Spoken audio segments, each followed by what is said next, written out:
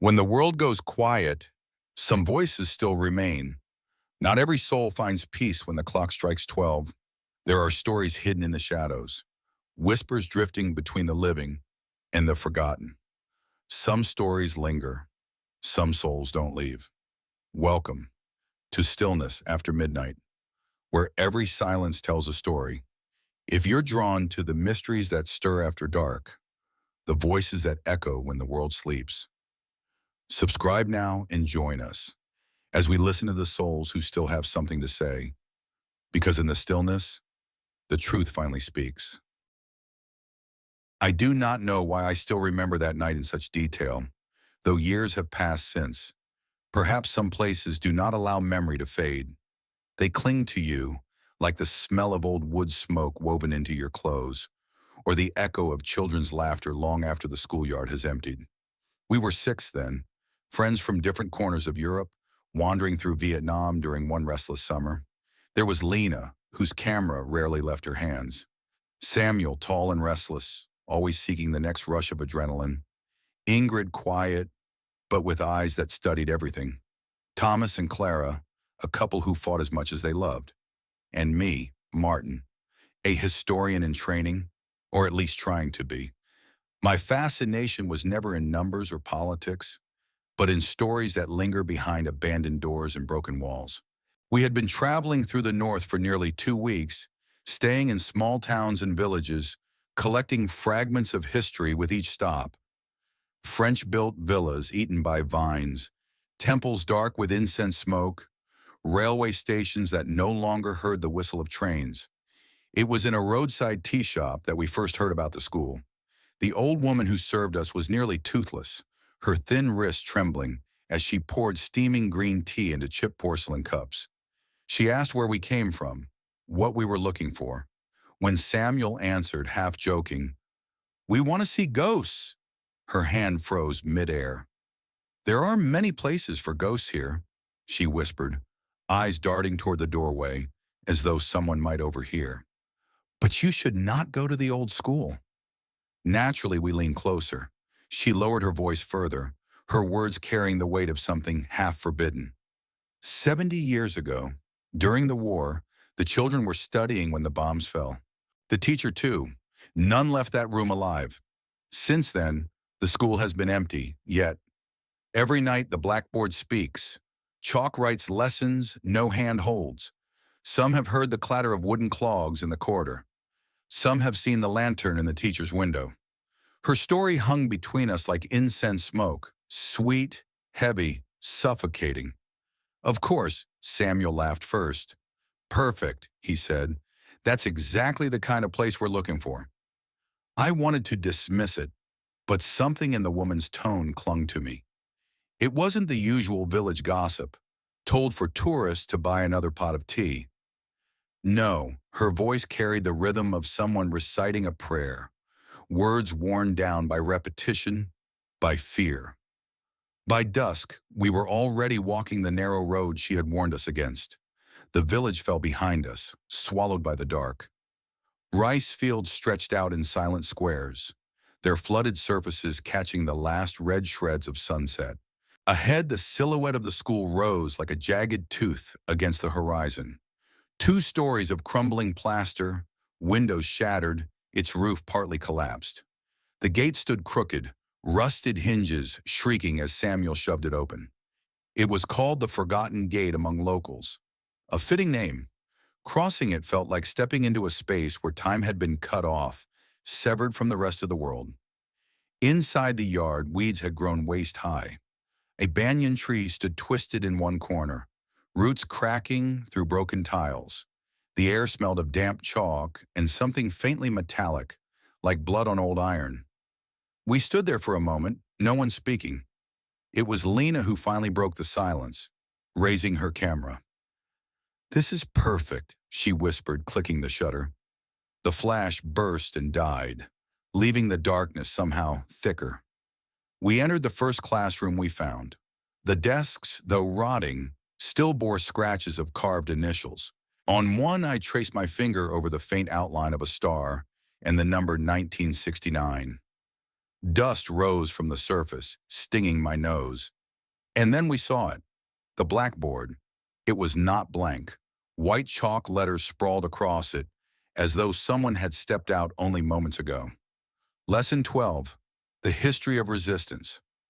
The handwriting was neat, curved in the old Vietnamese style.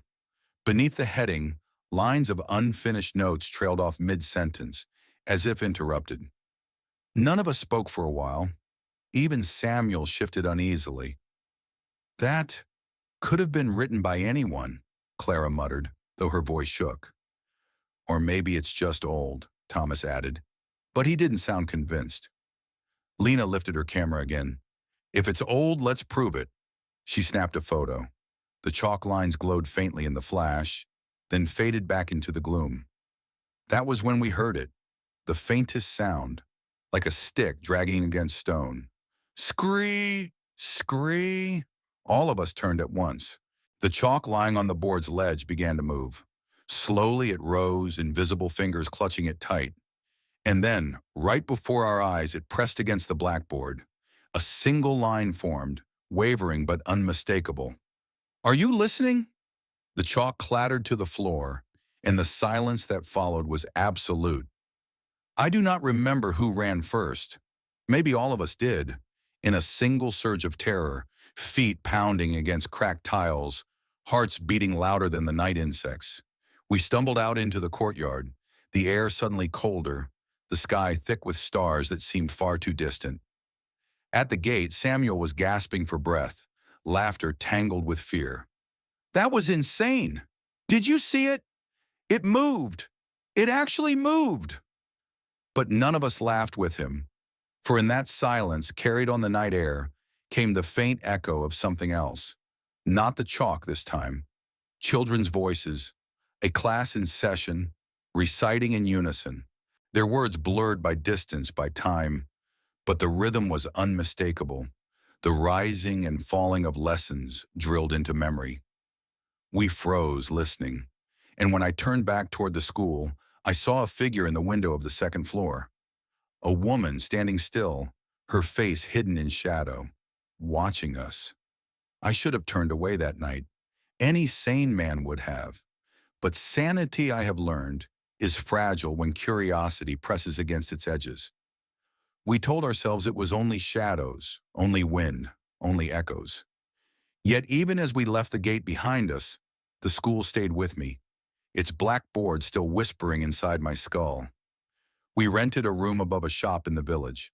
The owner, a middle-aged man with a limp, said nothing as we dragged in our backpacks, though his wife kept glancing at us as if counting our faces. Later, over bowls of pho too heavy with pepper, he finally spoke. You went there, he said flatly. Samuel smirked, but I saw Lena's hands tremble slightly as she held her chopsticks. We just looked, she answered. The man shook his head. Looking is enough. They do not like it when strangers look. His words lodged deep in me, like splinters beneath the skin. That night I could not sleep. The others drifted into uneasy silence, but I lay awake, staring at the cracked ceiling. Outside the wind shifted, rattling shutters, carrying faint scents of smoke and wet earth. Somewhere a dog barked, then whimpered into quiet, and then I heard it. Scratch, scratch, scratch. The sound of chalk on slate. It was not in the distance, not muffled by walls of the abandoned school. It was here, inside our rented room. I sat up slowly. The others stirred, Clara murmuring in her sleep, Thomas rolling over, but none seemed to hear. In the corner of the room stood an old wardrobe. Its mirror was fractured, a jagged line cutting through reflected shapes. And there, across the glass, words were forming, white, powdery, as though drawn by invisible chalk. Lesson continues. I did not move. My chest tightened, breath shallow. I could almost feel the chalk dust filling the air, dry and acrid. The letters faded after a moment, leaving only the cracked reflection of my pale face staring back. I told myself it was a dream. Yet when I woke the next morning, the faint smear of chalk still stained the mirror. We returned to the school the following evening, against all reason. But that is the cruelty of such places. Once they draw you in, leaving feels like betrayal. Samuel insisted it was a trick, perhaps the villagers themselves keeping the legend alive to frighten outsiders. He wanted to prove it. "We'll stay until midnight," he declared, "and see who's really writing." So we packed lanterns and water bottles and crossed the road back toward the ruined yard.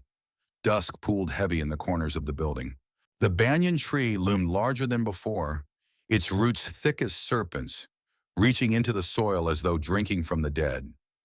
Cicadas screamed in the trees, then fell silent all at once, as if silenced by a stern hand.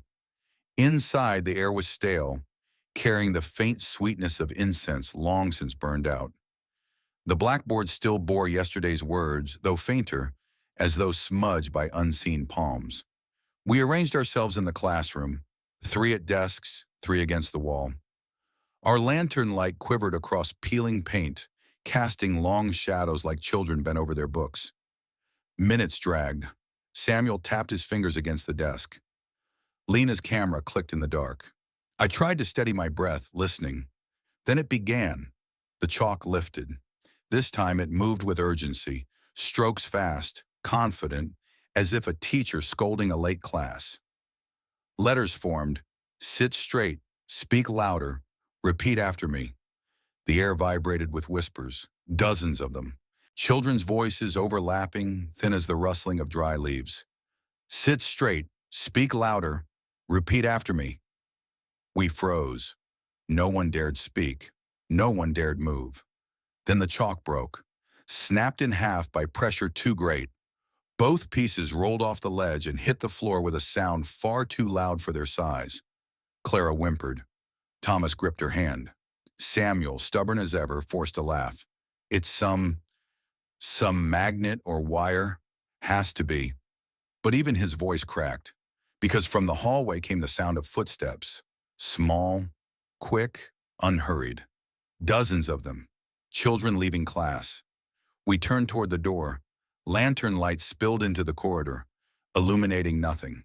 Yet the footsteps grew louder, overlapping, rushing past the door frame, as though the hallway were full of bodies we could not see. And then, a new sound. The sharp clop, clop, clop of wooden clogs. Slow, measured, a teacher's walk. It stopped just outside the classroom. I felt my throat tighten. The door creaked, opening by inches. Cold air swept in, smelling faintly of smoke and singed paper. And there she was, the same figure I had seen at the window. A woman, her form blurred, as if half drawn in ash. Her hair was bound neatly, her dye dark against the lantern glow.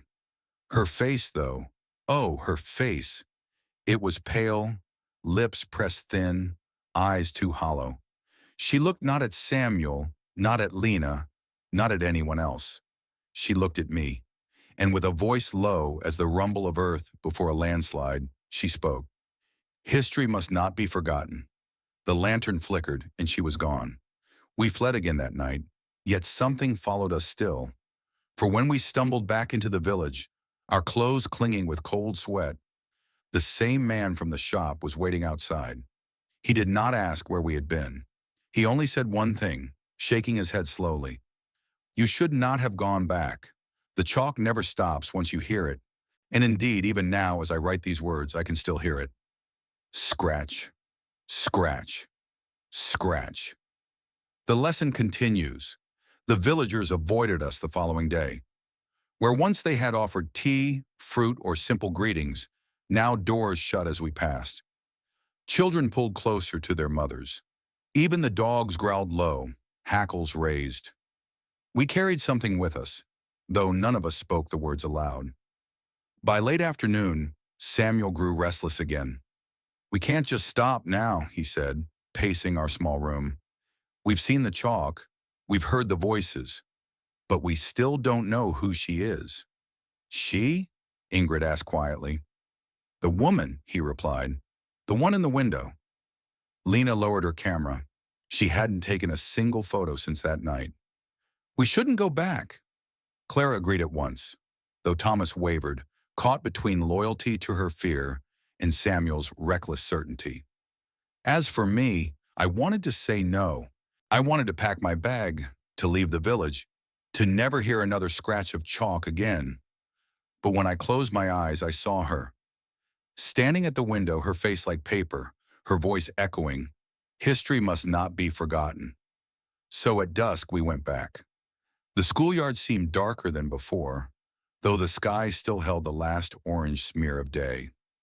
Shadows gathered thick around the banyan tree, its roots like black ropes pulling down the sun. We climbed the crumbling stairs to the second floor. The hallway smelled of damp wood and mildew, but beneath it lingered another scent. Faint incense, as if some old ritual never finished. Her window was easy to find. At the end of the corridor, a classroom with broken shutters hung loose on rusted hinges. Through the gaps, wind whispered, carrying the sound of children's recitation like a tide coming in and out. We entered. This classroom felt different from the others. The desks were overturned, some shattered.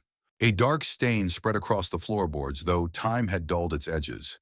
And at the front stood the teacher's desk, still upright, still solid, as if no bomb had touched it. Upon it lay a lantern, unlit but intact, its glass unbroken despite decades of ruin. "Strange," Ingrid murmured. "Everything else is destroyed. But this—" Before she could finish, the lantern flickered. A flame bloomed within, pale and blue, though no one had touched it. The glow spread across the room, casting long shadows on the walls. And in its reflection, across the window's fractured glass, we saw her, the teacher. Not standing among us this time, but in the reflection itself, her form wavering, hair pinned neatly, eyes deep as an abandoned well. She did not move. She only stared, her gaze heavy as stone. Samuel stepped forward. "Who are you?" he demanded, though his voice shook. "What do you want?" No answer came from the air around us, only from the reflection. Her lips moved there, though her body remained still in shadow. "They never left." The words fogged the glass, white breath scrawled across the window pane. We turned sharply. Behind us, the classroom was no longer empty. Children sat at the desks, faint outlines, translucent forms, their backs straight, hands folded. Dozens of them, their faces blurred but their eyes shining hollow. They did not speak. They only stared forward, waiting. The chalk lifted once more and wrote on the board, "Lesson 13, Obedience." The whispers began again, children repeating, voices weaving like the rustle of leaves in a storm. Lesson 13, Obedience. Lesson 13, Obedience. Clara screamed. Thomas dragged her toward the door, but it slammed shut, rattling the frame. The lantern's flame grew brighter, blue spilling like water across the floorboards. And then the teacher turned. Her reflection in the window moved differently from the room itself.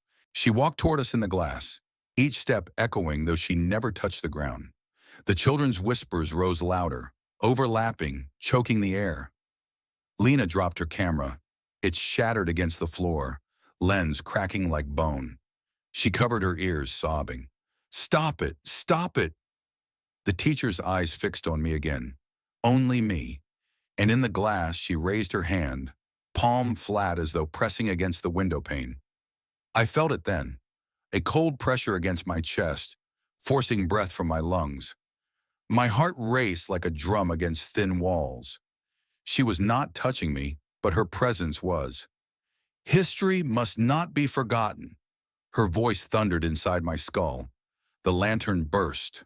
Glass flew, flame vanishing, leaving us in darkness. The children's whispers ceased all at once, and when we looked again, the desks were empty. The window shattered inward, shards scattering across the floor. Only the night wind remained, cool against our sweat-damp faces. We fled the classroom, stumbling down the stairs, hearts racing, lungs burning. Outside, the stars shone too brightly, mocking in their distance. At the gate, we paused only once. Samuel leaned against the rusted bars, gasping. "She's trying to teach us something," he said, but I could not answer him. Because in the silence carried through the broken shutters, I heard a single sound, soft, rhythmic, clop, clop, clop, wooden clogs, crossing slowly to the window we had just left. And there, silhouetted by the moonlight, the teacher stood once more, watching, waiting. By the time dawn came, none of us had slept. We gathered around the low table in our rented room, eyes hollow, skin damp with the residue of fear. The shopkeeper's wife left bowls of rice porridge on the table without a word, refusing to meet our gaze. It was as if we had crossed some invisible line, one no one else dared to approach. Samuel was the first to break the silence. His voice rasped, raw from the night's terror. "She's tied to that place," he muttered, fingers drumming the table. "The teacher, the children, they never left. But why? What keeps them there?" Ingrid's quiet voice followed, hesitant. "The banyan tree. Didn't you notice? Its roots. They were everywhere, like veins running under the tiles. Maybe—" She trailed off, unwilling to finish. But I knew what she meant. In old stories, banyan trees were bridges, between the living and the dead, between this world and the one that waited. Their roots, thick and coiling, were said to drink not only water but memory, grief, blood. By dusk we were back at the schoolyard, as though drawn by unseen strings. The banyan loomed over us, larger than it had any right to be. Its trunk split into writhing arms, each one thick as a man's body, twisting into the earth. Lantern light caught on the roots breaking through broken tiles, curling like the fingers of something buried alive. The air around it was heavy, damp, carrying a smell both sweet and rotting, like incense gone stale. Clara refused to come closer.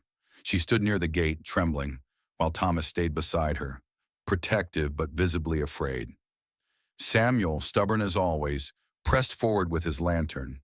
Ingrid followed reluctantly, clutching her small notebook. Lena walked silently, her camera dangling unused at her side. And me, I felt my heart pounding harder with every step toward the tree. The closer we drew, the more wrong it felt. The air grew colder, though no wind stirred. The lantern flame bent sideways as if pulled by some breath that did not belong to us. At the base of the trunk, half buried beneath roots, was something unnatural. Stone, smooth and squared. A foundation. A marker. Perhaps even an altar. Ingrid crouched down, brushing away dirt with trembling hands. Faint carvings emerged, Vietnamese script etched deep into the stone. She whispered the words aloud, her accent uneven. Hoc tro va ko gyao hi sin, 1969. Students and teacher perished, 1969. Her voice cracked on the last word. A sudden sound split the silence, the clatter of children's laughter. High-pitched, fleeting, yet it seemed to come from everywhere at once. From the empty classrooms, from the darkened windows, from beneath the roots at our feet. The lantern flame hissed, guttered, then flared again. And in that light we saw them. Hands. Small, pale hands pushing through the soil between the roots. Not flesh, not solid, translucent, made of dust and shadow. Dozens of them, reaching upward, grasping blindly. Clara screamed from the gate, "Stop! We shouldn't be here!" But the hands did not stop. They writhed upward, clutching at air, at our ankles, at the roots of the tree. Samuel dropped to his knees, trying to pull one root aside. "They're trapped here," he shouted. "Buried alive under this—" "No," I said, my throat dry. "Not alive. Not anymore." The teacher's voice cut through us then, clear, sharp. "Attend your lesson." We froze. Her figure stood beneath the tree now, not in the classrooms, not in the glass. She was clearer than before, her ao dye flowing though no wind moved it, her hair perfectly bound. Her eyes locked onto us, burning with something beyond rage, something like grief carved too deep to fade. The roots shifted. We heard them groan against the earth, wood twisting as though alive. A crack split the tiles wide. revealing more stone beneath. More names carved shallow, worn by years. An entire class, memorialized and buried in the root's embrace. And then the ground trembled. The laughter turned to weeping. Children's voices overlapping, pleading, echoing from the earth. Tuako, tuako. Teacher, teacher. The roots surged higher, curling around Samuel's legs. He cursed, struggling to pull free. Lena rushed forward, grabbing his arm, but the soil seemed to drag him down. I lunged beside her, pulling with all my strength, until at last the roots loosened, releasing him. We fell backward into the dirt, gasping. The teacher's face shifted then. For a moment, sorrow overtook fury. Her lips parted, as though to whisper something softer, something human. But the lantern died. Darkness consumed the yard. Only the faint glow of the moon remained, silver on the roots, on the broken tiles, on our pale faces. When we looked again, the teacher was gone. The laughter, the weeping, the voices, all gone. Only the banyan tree remained, towering and silent, its roots coiled tightly around the names of the dead. We left in silence. Even Samuel did not speak. Yet that night, as I lay awake, the sound returned. Not chalk this time, not clogs, but the slow, steady groan of roots shifting through soil as though reaching for something deeper, something living. And I knew the tree was not finished with us. I had always thought nightmares ended when one woke. But some dreams, I have learned, do not fade with the morning light. They follow you, cling to your steps, and wait for you in the dark corners of silence. The chalk had returned. It followed us even outside the schoolyard now. Scratches against wood, against glass, against memory. When I closed my eyes, I saw it moving on the blackboard, forming words that demanded obedience. Lesson 13, Lesson 14, Lesson 15. Each number higher, each command heavier. By the third night, even Clara stopped begging us to leave. She sat pale and hollow by the window of our rented room, eyes fixed on nothing, lips moving silently as if repeating unseen lines. Thomas held her hand, whispering comfort, but his voice sounded like a child's prayer in a storm. Too small, too fragile. Samuel still carried defiance in his stance, though it grew weaker each hour. He muttered about tricks, about wires, about how the villagers must be feeding the legend. Yet I caught him trembling whenever the chalk began its scratching. Lena had stopped speaking altogether. She simply held her broken camera in her lap, running her thumb over the cracked lens again and again, as though she might polish the memory away. And Ingrid, she was writing, filling her notebook with furious lines of words she claimed were not hers. Her pen scrawled faster than her hand could control, ink blotting, letters crooked. When I glanced over her shoulder once, my stomach turned cold. It was not English, not German, nor any tongue of Europe.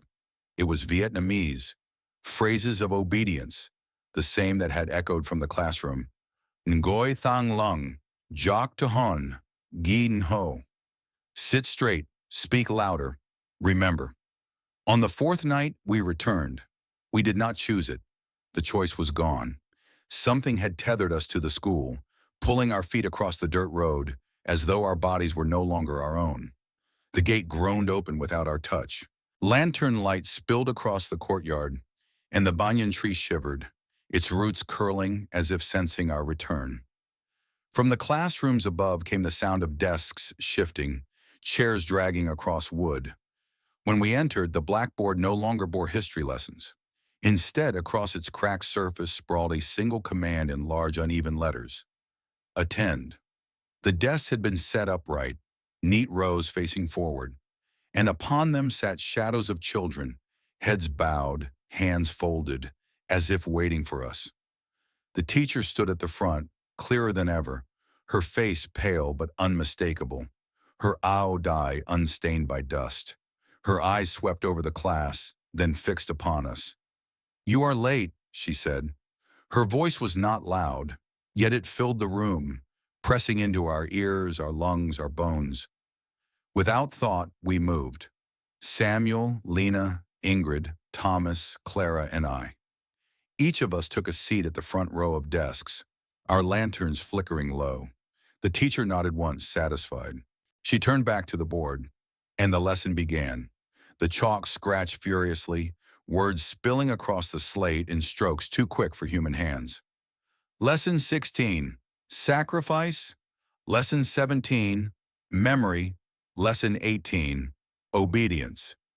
Each word appeared and disappeared, as though the board could not contain them, as though they were being carved directly into our minds. The children's voices followed, chanting in unison, rising and falling, louder, faster, until they filled every inch of air. I tried to cover my ears, but it was useless. The voices were inside my head now, pressing against thought itself. Clara collapsed forward onto the desk, trembling, whispering, "I'll remember, I'll remember." Thomas clutched her shoulder, but his own lips moved, repeating the words as if under a spell. Lena lifted her broken camera, pressing it to her eye though the lens was shattered. "Smile," she whispered. "Sit up straight." Samuel shouted suddenly, his voice breaking the chant. "Stop! We're not your students. We're not—" The teacher turned slowly. Her gaze silenced him. She raised her hand, and the chalk floated once more, writing a new line with deliberate force. "Every student must finish the lesson." The words glowed faintly, searing themselves into my mind. I could not move. My body felt pinned, heavy as stone. The air grew thick with chalk dust, stinging my eyes, burning my lungs. I coughed, but no sound came out. And then I saw it. Not on the blackboard, not in the lantern light, but on the wall beside me. A shadow that was not mine. A child's shadow, small and rigid, sitting upright in my place. One by one, I looked around. Each of us cast not our own reflection, but that of a child. Clara, a girl with ribbons in her hair. Samuel, a boy with square shoulders. Ingrid, a thin figure with braids. We were no longer ourselves. We were filling their empty seats.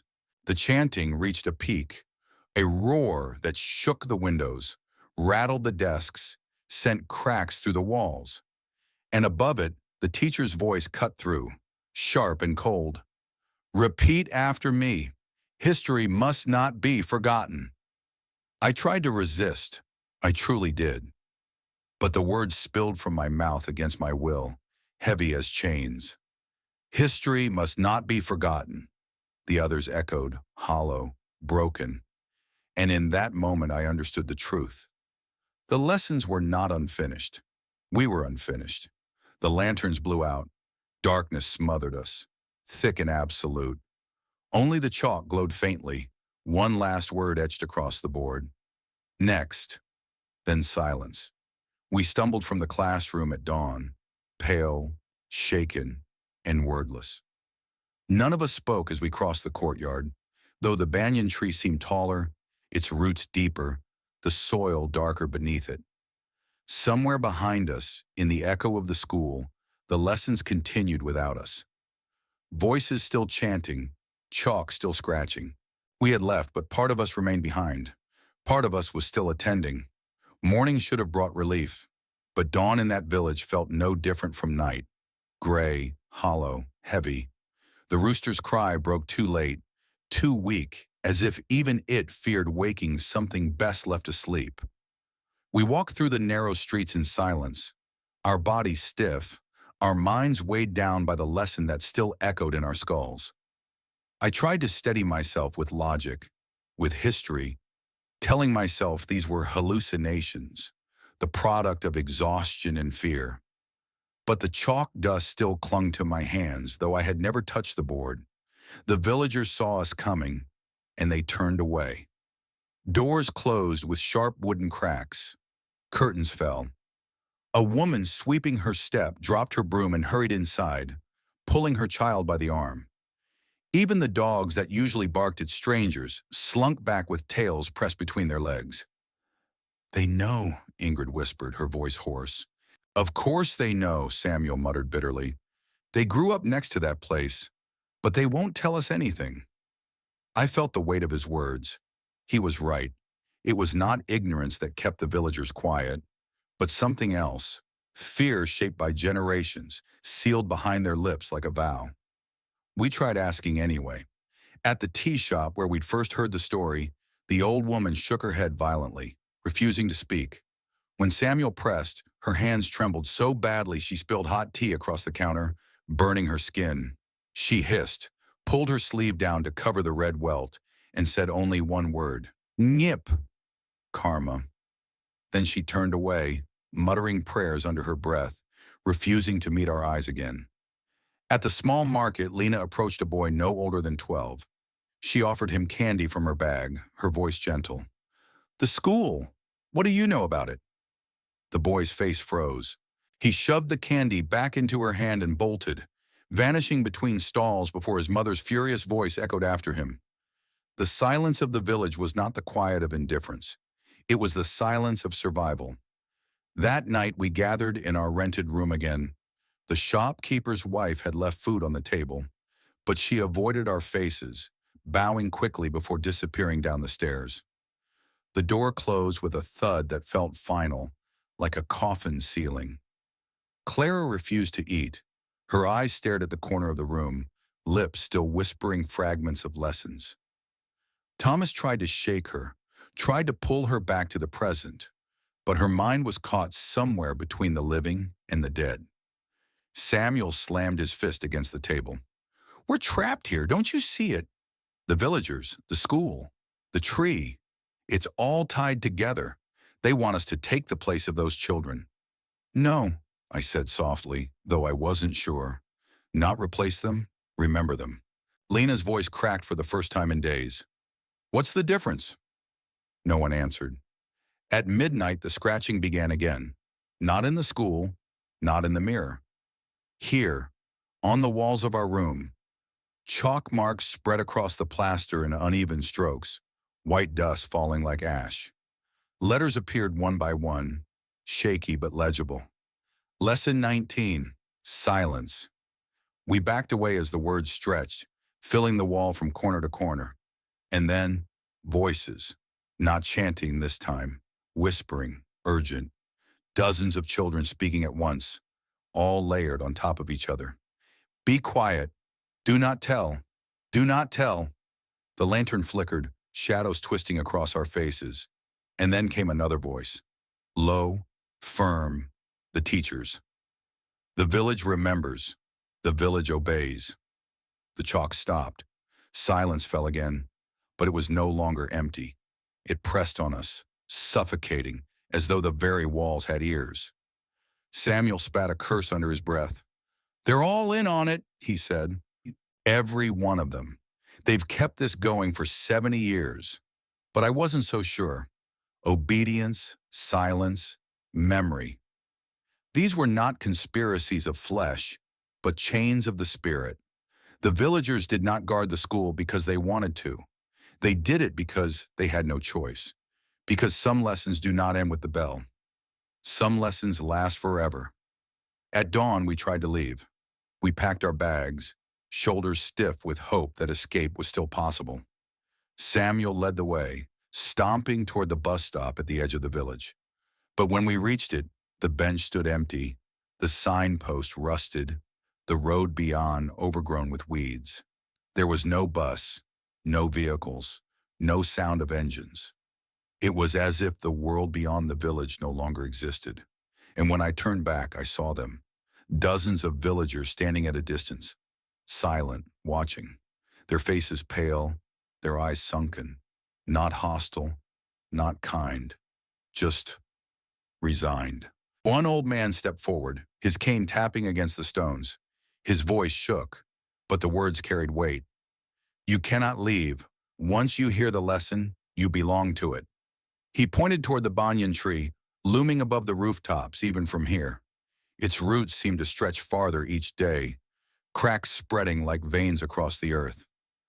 Finish the lessons, the old man whispered, or the silence will finish you. And with that, the villagers turned away, leaving us alone on the empty road. We were not just haunted, We were enrolled. And the school was not finished with us. The days had begun to lose their edges. We no longer knew if it was Monday or Thursday, if the sun had risen earlier or later. Time in the village moved differently, as if bent around the school like iron warped by heat. Still, one memory kept gnawing at me: the lantern on the teacher's desk. Every time we entered her classroom, it was there, unbroken, unaged, a stubborn flame burning when all else had rotted. And when it burst that night, only to return again the next evening, I knew it was not just a lamp. It was a tether. It was Ingrid who confirmed it. She had spent the morning poring over her notebook, its pages scrawled with those unbidden Vietnamese phrases. At last, she pushed it across the table toward us, her hands shaking. "This isn't just a lesson plan," she said. "It's a ritual." We stared at the lines she had copied. Each one was simple but arranged in sequence: obedience, memory, silence, sacrifice. The words were not meant only to teach, but to bind. "Think of it," she whispered. "A classroom turned into an altar. A teacher forced to finish what bombs interrupted. The lantern isn't for light, it's for continuity. A ritual flame. If it goes out, the lessons break, but it never truly goes out." Silence thickened around us. Samuel finally exhaled, a bitter laugh tearing from his throat. "So what? We snuff it, and all this ends?" But even as he spoke, I felt unease coil in my chest. Things bound by ritual do not end when you cut them short. They break loose. That evening we returned once more. The villagers did not stop us. They only watched, their faces unreadable, as though resigned to see us step deeper into the snare. The schoolyard was unnaturally still. Even the banyan tree seemed hushed, its roots curling tighter into the earth as though listening. When we entered the classroom, the lantern was waiting. Its glass gleamed in the dim light, flame swaying faintly though no draft stirred. The teacher stood beside it, her form sharper now, almost flesh. The children filled the desks again, their mouths shut, their hollow eyes fixed forward. This time she spoke without chalk. Her voice was measured, ritualistic. "The flame must not die. The lesson must continue." The children echoed as one, their voices weaving like a tide. "The flame must not die. The lesson must continue." We did not sit this time. We remained by the doorway, transfixed, powerless to turn away, yet unwilling to obey. Samuel moved first. He stepped forward, lantern light glinting off his sweat, his hand outstretched toward the glass. "If this is what binds you," he said through clenched teeth, "then I'll end it." The teacher's eyes snapped toward him. Her scream tore through the room, not of anger, but of grief. A cry that rattled the windows, shook the desks, and clawed down my spine like iron nails. The children rose in unison. Their chairs scraped back as one, a sound louder than thunder. Their mouths opened, chanting frenziedly, voices overlapping until language itself collapsed into noise. The lantern blazed brighter, the flames stretching unnaturally tall, twisting like a hand of fire. Samuel's palm hovered inches from the glass. His face twisted, muscles trembling as if fighting invisible chains. "Help me!" he gasped. I rushed forward, grabbing his wrist. The heat seared my skin, the glass pulsing like a living heart. "Stop!" I hissed. "You don't know what happens if it dies." The teacher's form flickered. For an instant, her face shifted, no longer hollow, but weary, lined with sorrow. Her lips moved silently, almost pleading. And I understood. She was not keeping herself bound. She was keeping the children bound. The flame was the lock on their prison and her own. If it went out, none of us could predict what would spill free. "Samuel," I whispered, pulling him back with all my strength. "Don't." At last, he wrenched his hand away, stumbling back. The lantern steadied, its flame shrinking to a calm, steady glow. The teacher's gaze fell on me. Her voice softened, though it still echoed like it came from far below the earth. "You see now, this is not finished." The chalk lifted once more and wrote 3 words across the board, each stroke deliberate, final: "Prepare the ritual." And then she vanished along with the children. Only the lantern remained, burning softly in the silence. We left the schoolyard shaken, our breaths shallow, our bodies weak. Back in the room, Ingrid opened her notebook again. On a fresh page, new lines had appeared in her handwriting, though she swore she had not written them. The words were stark, commanding.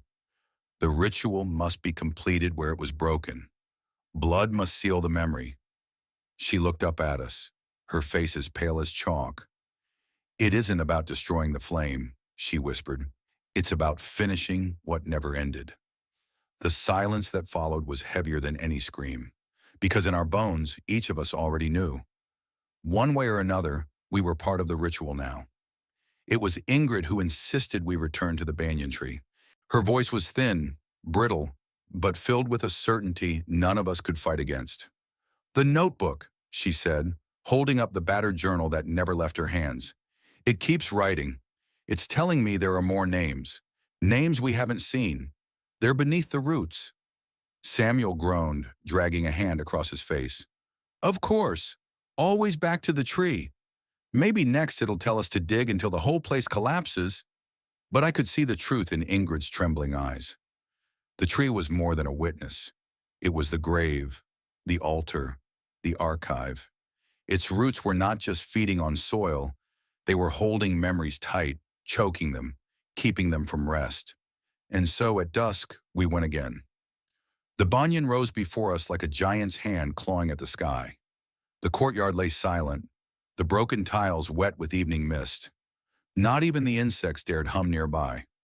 The villagers watched from a distance, though none crossed the threshold of the gate. Their silence was worse than any warning. At the base of the tree, we set our lanterns down. Their flames wavered, casting restless shadows across the tangled roots. Ingrid knelt first, her hands brushing dirt from the stone we had uncovered days earlier. Her notebook trembled in her lap, ink smearing across fresh lines that had appeared without her touch. "Call their names. Free their memory." She whispered the words aloud, then began to trace the carvings deeper. The stone bore more than just the single inscription we had seen before. Beneath the moss, beneath the cracks, faint letters revealed themselves, rows of names, each one a child lost. We took turns clearing the roots, pulling away vines, brushing dust. Slowly, the list emerged. Nguyen, Tran, Li, Pham, dozens of them, each etched with careful strokes, though weather had worn some away. Clara began to weep quietly. "They were real," she whispered. "They were all real." The lanterns flickered violently. A cold wind rushed from the tree, carrying with it the faintest of voices, children repeating their names as if answering roll call. "Here! Here! Here!" The ground shook. Roots shifted, splitting tiles, curling like snakes around our feet. And then, from the soil, more stone markers pushed upward. Broken slates, shattered bricks, each inscribed with another name. The courtyard itself was a graveyard, every crack hiding another memory. Lena's camera clicked once, startling in the silence. She lowered it quickly, tears streaking her face. "It's not just a school," she said. "It's a tomb." The voices grew louder, children calling, overlapping, desperate. "Here! Here! Don't forget us!" The roots writhed higher, wrapping around the markers, smothering them, as though the tree itself sought to drag the names back underground. Then the teacher appeared. She stood at the trunk, her form tall, her eyes burning like hollow lanterns. Her hands trembled as she raised them, not in anger but in grief. "They must be remembered," she said, "but memory is pain. The roots bind them. The ritual keeps them. Without it, they are lost." Her words fell heavy as stones. Samuel shouted, his voice cracking with frustration. "Then let them go. End it. Isn't 70 years enough?" The teacher's gaze cut to him. "Would you abandon your students? Would you leave them nameless in the earth?" Samuel faltered, his defiance breaking into silence. Ingrid clutched her notebook, ink dripping from her pen like blood. "She's not the jailer," she whispered. "She's the guardian. She kept them alive in memory, but it's killing her too. The lanterns flared suddenly, flames stretching tall. Shadows of children spilled across the courtyard, dozens of them, their outlines sharp, their faces blurred. They circled us, whispering their names again and again, voices desperate, pleading, endless. Clara collapsed to her knees, covering her ears. I can't, please, I can't remember them all. The teacher's voice thundered, shaking the roots, rattling the air. Every name must be spoken. Every lesson must be finished. The courtyard erupted with sound. Names, lessons, chanting, crying. The ground split wider as roots surged, dragging more stones into view, each one carved, each one demanding recognition. And in the chaos, the truth clawed at me. We were not just witnesses anymore. We were chosen to continue the roll call, to carry the names beyond the banyan, beyond the silence. But the weight of so many voices was unbearable. Already I felt them pressing into my mind, each name carving itself into memory, scratching across thought like chalk across slate. One day I feared I would not know where my own name ended and theirs began. The lantern flames shrank abruptly, leaving us in trembling darkness. The children's shadows vanished, swallowed back into the roots. Only the teacher remained. Her figure wavered, her voice softer now, almost human. Remember them, or join them. Then she faded, leaving the courtyard silent once more. The names still glowed faintly across the stones, etched into us as much as into the earth. And I knew, whether we lived or died, those names would never leave us again. The more we returned, the less the school seemed abandoned. It was alive in ways that made my bones ache. The windows breathed, the roots shifted, and the desks had begun to whisper. We first heard them on a night when the mist clung thick to the courtyard, turning the banyan tree into a black silhouette against a drowned sky. Lantern light barely cut through the haze as we climbed the stairs, feet dragging as though the building itself weighed us down. The classroom was waiting. The rows of desks stood neatly aligned, far too ordered for a place untouched by human hands for 70 years. Dust had been brushed away. The scratches of old carvings gleamed in the dim light, letters and shapes etched by children long dead. As we stepped inside, the sound came. Not the chalk this time, not the clogs, but whispers. Dozens of voices, hushed and hurried, weaving together like pages turned in a storm. We froze, ears straining. The voices did not come from the walls or the windows. They came from the desks themselves. I approached the nearest one, fingers brushing its surface. My skin prickled with cold.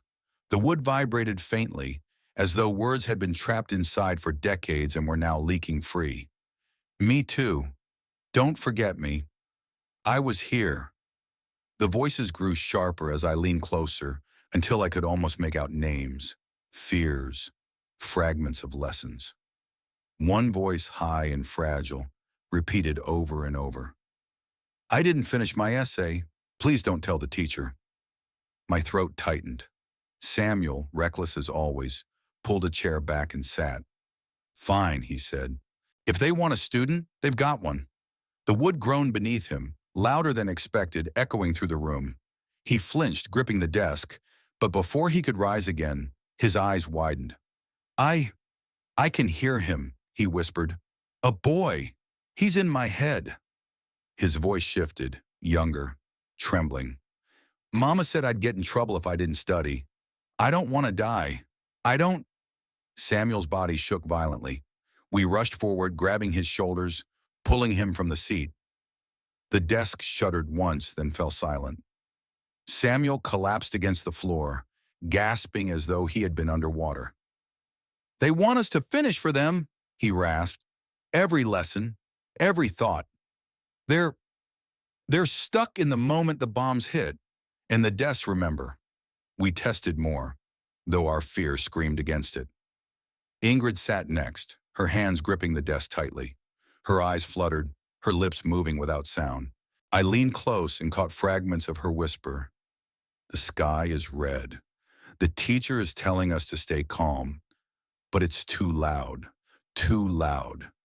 Her voice cracked, and she snapped upright, trembling. I heard them scream, she said. I felt the ceiling collapse. It wasn't just noise. It was fire.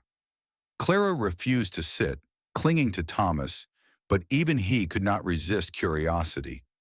He lowered himself into one of the back desks, his jaw clenched. For a moment, he was still. Then his eyes brimmed with tears. My little sister, he whispered. She was in the next class. I couldn't reach her. His voice broke. She's still calling for me. When we dragged him away, he shook violently, burying his face in Clara's shoulder. The teacher appeared once more, standing at the front of the room. Her form was sharper now, more defined, as though the act of sitting at the desk had fed her presence. The chalk lifted and scratched across the board. Every desk must speak. Every memory must be carried. The children's shadows filled the room again, sitting upright in the other chairs, their mouths whispering in endless waves. Here! Here! Here! The noise swelled, suffocating, pressing into our skulls. I felt my knees give way. Against my better judgment, I sank into the front desk.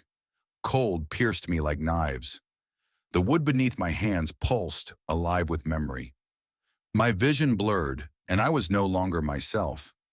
I was a boy of 12. I smelled ink and chalk dust. I heard planes above, the ground trembling with their engines. The teacher's voice called out, firm but shaking, "Stay calm, stay together." Then, an explosion. Heat, dust, screams. My chest crushed beneath falling beams. My last thought, I don't want to disappear. I snapped back with a cry, stumbling to my feet, chest aching as if the weight had never left. The others stared at me, pale, broken. The teacher's voice rose above the whispers, her tone filled with sorrow. Do you see now? They are not gone. They are waiting. You must remember for them, or they will never leave. The desks shook violently, slamming against the floor, their legs dragging as though trying to shuffle forward. The voices rose in a desperate chant, a wave of unfinished lives demanding to be carried. We fled, stumbling down the hallway, the whispers chasing us, echoing against the walls. Even outside in the courtyard, the sound lingered. The desks had spoken, and now their memories lived in us. That night, none of us slept. Every time we closed our eyes, we saw the children's last moments. Fire, rubble, the teacher's trembling hand. The whispers did not stop. They followed us into waking, into silence, into every breath. And I knew then, the school was not asking for witnesses anymore. It was rewriting us into its roll call. Sleep had become impossible. Even when our bodies collapsed from exhaustion, the whispers dragged us back awake, their small voices curling around our ears like smoke. The chalk never ceased. The desks never stopped murmuring. But it was the dreams that truly broke us. That night, when lanterns flickered low and the air pressed hot and thick against the shutters, the line between dream and waking vanished. One moment I was lying on the floorboards of our rented room, staring at the cracks in the ceiling. The next, I was sitting at a desk again. Not just me, all of us. Samuel beside me, his fists clenched. Ingrid scribbling furiously in her notebook. Lena clutching her broken camera like it could save her. Thomas holding Clara's hand, both pale with dread. And around us, every desk was filled. Children, dozens of them. Their faces clearer now, though still blurred at the edges, as if smeared by ash. Their eyes were wide, shining not with life, but with the reflection of fire yet to come. At the front stood the teacher, no longer ghostly, no longer fractured. She was alive, breathing, her skin warm, her hair pinned neatly, her eyes tired but determined. She looked at us as though we had always been her students. Lesson 20, she said firmly. Remain calm. Her chalk scratched across the board. The children repeated after her in a chorus that shook my chest. Remain calm. The windows rattled. Outside, a low hum grew louder, vibrating the floor beneath us. Planes. I knew what was coming. My blood froze even before the teacher's face hardened, before the first scream rose from the courtyard. "Get down!" Samuel shouted, but the children did not move. They sat straight, repeating the words drilled into them. "Remain calm. Remain calm." The ceiling shook. Dust rained down, peppering our hair, coating our tongues with bitterness. Then came the first explosion. The world tore open. Fire erupted beyond the windows, blinding white against the night. The walls groaned as if struck by a giant's fist. Children screamed, high, shrill, endless. Some clutched their books, others reached for the teacher. She raised her arms, voice rising above the chaos. "Stay together. Do not scatter." But the bombs did not heed her command. The second blast hit closer. Glass shattered, shards slicing the air. A desk overturned, crushing two children beneath its weight. Blood spattered the floorboards, soaking ink-stained notebooks. I tried to run, but my legs would not move. The desk held me in place as though the memory itself would not release me. Another roar. The roof cracked, beams collapsing in a storm of wood and plaster. Smoke filled the air, thick and choking, burning my lungs. I coughed until my vision blurred. Through the haze, I saw Lena lifting her broken camera, snapping picture after picture, even as tears streaked her face. The lens cracked further, but she would not stop. "They have to be seen," she whispered. Someone has to see them." Thomas and Clara clung to each other, screaming names that were not their own. Ingrid scratched furiously in her notebook, her pen tearing the pages, words bleeding together in frantic lines. Samuel pounded his desk with both fists, shouting at the ceiling, "Why won't it end? Why won't it end?" And then, the final blast. It split the night open. The entire building shuddered, its bones snapping. Flames devoured the roof. Children screamed until their voices cut off all at once, drowned in a single, suffocating silence. The teacher stood at the center, arms outstretched, her body shielding as many children as she could. Her eyes met mine. For an instant, time froze.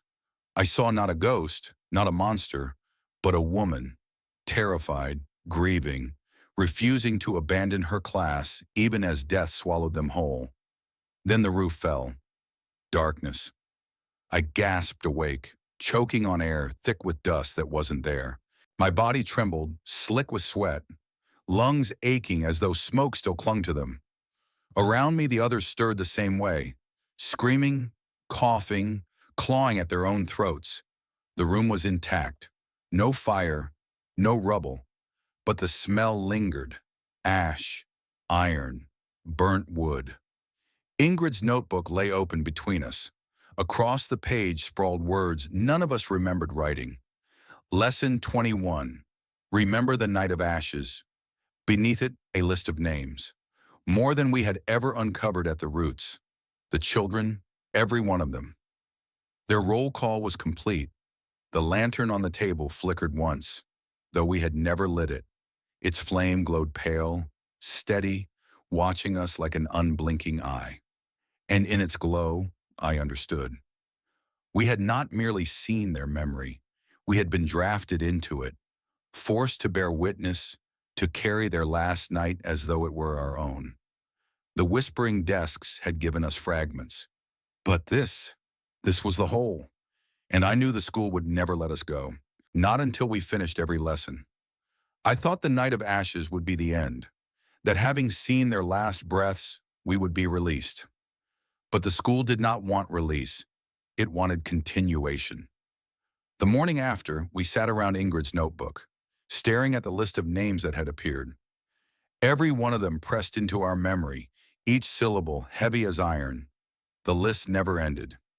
Every time I blinked, another name seemed to crawl onto the page, ink seeping like blood from a wound.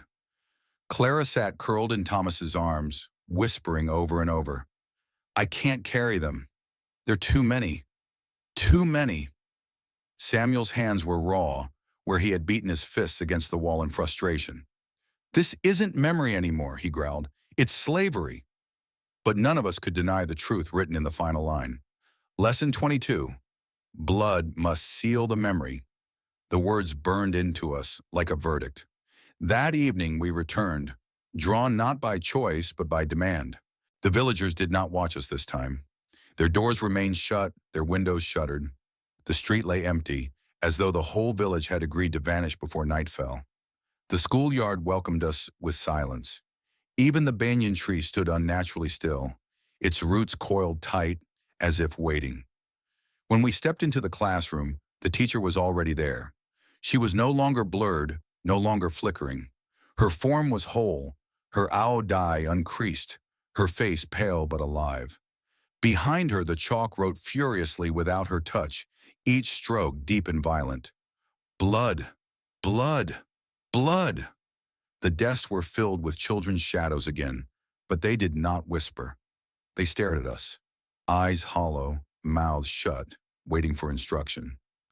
The teacher raised her hand. Her gaze swept across us like a knife. "The ritual was broken by fire," she said, her voice no longer mournful but commanding.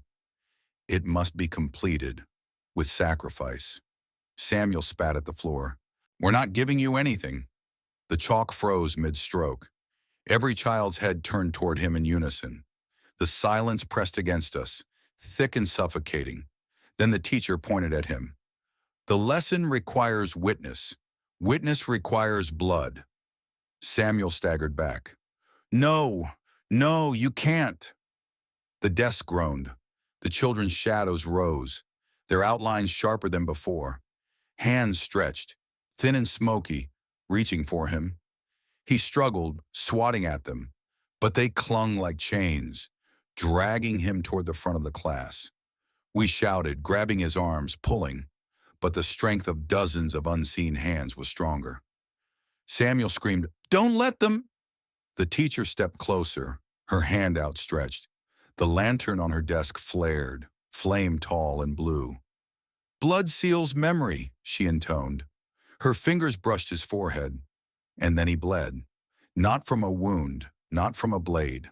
The blood seeped from his skin itself, beads rising along his arms, his face dripping down onto the desk. Red soaking into the wood, red staining the chalk lines, red feeding the lantern's flame. We pulled with all our strength, but Samuel's body convulsed, his eyes rolling back, his mouth foaming words that were not his own. Lesson 22, sacrifice. Lesson 22, sacrifice. His scream cut off. The lantern dimmed. The children's shadows sank back into their seats. When we dragged him away, his body was limp, his skin cold. His blood had vanished from the desk, soaked deep into the wood as though it had been waiting for decades. The teacher's eyes turned to us. "One is not enough," she said. "Every lesson must be sealed. Every memory must be kept." Her voice was not anger, not cruelty. It was inevitability. We carried Samuel back to the room. He breathed shallowly, alive but hollow, as if half of him had been left behind. His eyes fluttered open once, meeting mine. "They won't stop," he whispered. "Not until we're all written into the board." Then he fell silent, sinking into unconsciousness. None of us spoke after that. The lantern on the table burned faintly again, though we had not lit it. Its glow clung to us, a reminder, a threat. And I realized what the teacher meant. It was not just about memory anymore. It was about debt. The children had paid in blood 70 years ago. Now we were chosen to pay what remained. Samuel never woke fully again. His breathing came shallow, his lips dry, his body pale as if something had drained him from the inside. Each time his chest rose, it seemed to do so against invisible weight. And every time his eyes flickered open, he whispered fragments of lessons, numbers climbing higher, commands echoing into nothing. We sat in silence around him, knowing what the teacher had demanded. Blood. More blood. Not just his. Clara sobbed quietly, face buried against Thomas's shoulder. Ingrid filled page after page of her notebook without pause. though she swore the words were not her own. Lena clutched her broken camera like a talisman, her knuckles white. And me, I could only stare at the lantern burning in the corner. Its flame glowed steady, blue-white, unyielding. Each flicker seemed to tally us, counting down the names still required. The truth was written in all of us. The school would not let us leave, not until the final lesson was complete. That night, the chalk called us back. The scratching began low, faint, but grew louder until it filled every wall of our room. The villagers outside did not stir, did not look. It was as if they had sealed themselves away, surrendering us to the fate they had always known would come. The words appeared in jagged strokes, covering every surface. Roll call, roll call, roll call. The lantern flared, its flame leaping high, and in its glow we were pulled, not walking, not choosing, but carried back through the gate of the school. The classroom was ready. The desks stood polished, aligned, their wood gleaming as though freshly scrubbed. The children's shadows sat upright, silent, waiting. And at the front, the teacher stood beside the blackboard, her form taller than ever, her presence heavy as stone. The chalk lifted. "Final lesson," she said. "The roll call must be answered." The chalk wrote names, one by one. Each belonged to a child we had already spoken, already carried. But after the last of theirs, the chalk paused, and then wrote ours. "Samuel," the children answered in unison. "Here." Samuel's body jerked in his chair. His eyes rolled back, his lips parted. For a moment, his voice was his own. "No, please." Then hollow, younger. "Here." The chalk moved on. "Clara." Her scream filled the room as her name echoed from dozens of mouths. She shook violently in Thomas's grip, but when the chalk paused, her own lips betrayed her. "Here, Thomas." He tried to resist. He pressed his forehead against hers, whispering, "Stay with me, stay with me." But the children spoke. The teacher's eyes bore into him, and at last he too answered. "Here, Lena." Her broken camera slipped from her hand, shattering against the floor. The flash fired once, capturing the moment of her surrender. "Here, Ingrid." Her notebook burst open, pages fluttering, every line glowing with the lessons she had copied. She cried out, ink staining her fingers. "Here." The chalk lifted again. "Martin." My name. The room fell silent. Every eye, child, teacher, shadow, fixed on me. My chest heaved, my throat locked. The children's voices waited, lips half-parted, ready to echo. The teacher's gaze pressed into me, heavy, unrelenting. I could not breathe. My name scrawled across the board glowed faintly, waiting for my voice to seal it. If I said it, I would belong to them. If I stayed silent, the ritual would remain broken. My mouth opened. No sound came. The chalk pressed harder, letters carved deeper, dust falling like ash. And then, the lantern flickered. The teacher's expression faltered. For the first time, sorrow cracked through her stern mask. Her voice trembled as she whispered, "If you do not answer, you must carry them all." I understood then. This was the choice, to join them or to bear them, to stay in the classroom forever or to live outside as a vessel for their memory. I pressed my lips shut. I would not say it. The silence stretched. The children's whispers hissed like wind through broken tiles. The chalk snapped in half, clattering to the floor. The lantern blazed once, flooding the room with light so bright it burned through my skull. And then nothing. I awoke on the road outside the village, alone. The sky was pale with dawn. The banyan tree loomed in the distance, its roots curling tighter around the school like iron chains. The village was silent. No voices, no footsteps. Empty. Samuel, Clara, Thomas, Lena, Ingrid. Gone. Only me. In my backpack, Ingrid's notebook lay open. Every page filled with names. Every lesson numbered, unfinished. And on the last page, written in handwriting that might have been mine, might have been hers. Roll call continues. Speak for us. I closed the book, but the voices did not stop. They whispered from the soil, from the trees, from the cracks of memory. Here, here, here. I know now what I carry. I am the roll call. The chalk will never stop. And when my voice fails, someone else will be chosen to answer. Thanks for watching the whole video. Please give me a like and subscribe to the channel to watch more interesting stories.